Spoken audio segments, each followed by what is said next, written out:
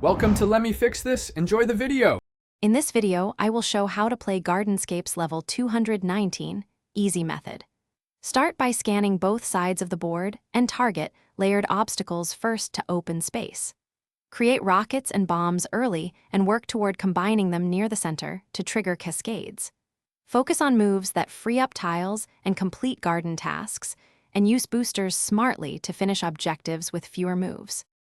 Scan the board for special pieces and plan initial matches to remove blockers quickly. Aim to make combos that create rockets or bombs and bring them together for larger clears. Focus on clearing tiles that unlock the garden tasks and ignore cosmetic pieces until goals progress. Save boosters when they can combine for a level-ending cascade, and watch timer constraints closely to avoid rushed mistakes. Use targeted combos to clear the most stubborn obstacles quickly and efficiently. Combine rockets with bombs or color bombs when possible to clear wide areas and progress tasks faster. Remember that pushing pieces toward the center often creates cascades and extra matches without spending boosters.